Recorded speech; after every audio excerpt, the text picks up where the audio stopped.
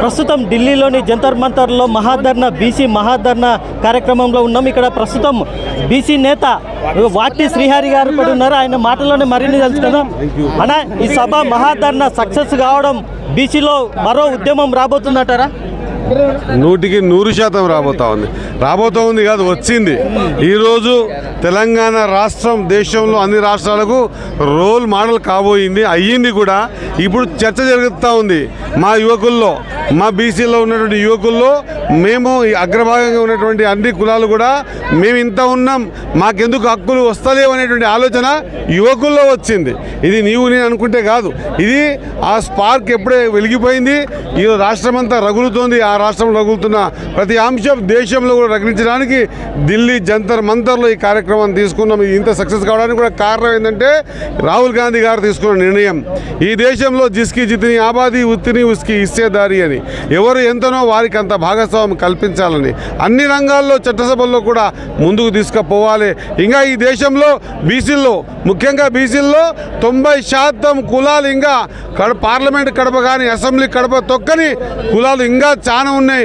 వారందరినీ కూడా కులగణన చేసి వాళ్ళ సంఖ్య వాళ్ళకు తెలిపి వాళ్ళను కూడా చట్టసభల్లో తీసుకొచ్చే విధంగా రాహుల్ గాంధీ గారికి వచ్చిన ఆలోచన విధానాన్ని ఈరోజు అధికారంలో ఉన్నటువంటి తెలంగాణ రాష్ట్రంలో ఒక బీసీ బిడ్డ కాకున్నా కూడా, ఒక రెడ్డి బిడ్డ అయినా కూడా ఖచ్చితంగా నేను కులగణన చేస్తా అని చెప్పి ధైర్యంతో ముందుకొచ్చి మరి సబ్ కమిటీ అధ్యక్షులుగా పెద్దలు ఉత్తమ్ కుమార్ రెడ్డి గారు వేసి దాదాపు 50 రోజులు మొత్తం సర్వేలు చేయించి ఈరోజు రాష్ట్రంలో మేము చెప్పుకుంటున్నాం.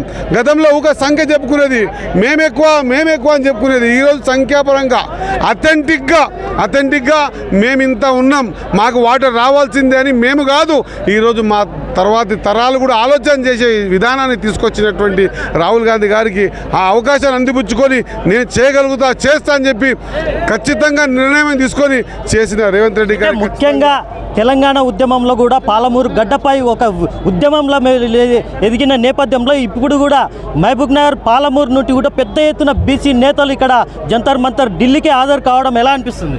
మహబూబ్ నగర్ గడ్డనే పోరాటాల అడ్డ. మహబూబ్నగర్లో మా పాలమూరు జిల్లాలో ఉన్నటువంటి స్ఫూర్తి, అది పండగ సాయన కావచ్చు, ఇంకా చాలా పెద్ద పెద్ద ఎర్ర సత్యమైన కావచ్చు, మిగతా అందరూ కూడా స్ఫూర్తితో ముందుకు వస్తాం. మేము ఒకరు నమ్ముతాం, నమ్మిన తర్వాత మేము ఏమైపోతాం మాకు ఆలోచన ఉండదు. ఆ నమ్మిన వ్యక్తి వెంబడి ప్రాణాలు పోయేంత వరకు పాటుపడేటువంటి తత్వం మా పాలమూరు బిడ్డలకు ఉంది, అదేవిధంగా తెలంగాణ బిడ్డలకు ఉంది. ఖచ్చితంగా ఈ ఉద్యమం నేను అనుకుంటున్నా ఈరోజు చర్చ జరుగుతుంది. పార్లమెంట్ అయ్యే లోపలే దీని మీద ఖచ్చితంగా సమావేశం జరుగుతుంది. కేంద్రంలో ప్రభుత్వం ఉన్నటువంటి అధికారంలో భారతీయ జనతా పార్టీ మోదీ గారు ఖచ్చితంగా దీని మీద చర్చిస్తారు. ఇది రాష్ట్రాలలోకి పోయి ఇది మొత్తం అందరి దేశమంతా పరుచుకునే ముందే దీని మీద ఖచ్చితంగా ఒక నిర్ణయం తీసుకుంటారని, తీసుకోవాలని కూడా మేము వేడుకుంటున్నాం. తీసుకొని పక్షాన ఇంకా కార్యాచరణ ఏది ఇస్తారో ఆ కార్యాచరణ కట్టుబడి ఉండి ఈ కార్యక్రమాన్ని ఎంత దూరమైన పోవడానికి సిద్ధంగా ఉన్నాం. ఒక బీసీ బిడ్డలుగా ఇది మాకు ఒక అవకాశం. ఈ బీసీ కులగణన చేసేటప్పుడు ఆ అసెంబ్లీలో నేను ఉండడం, పొన్నం ప్రభాకరణ బిల్లు పెట్టినప్పుడు బలపరిచే అవకాశం నాకు రావడం నా జీవితం ధన్యమైంది అనుకుంటున్నా.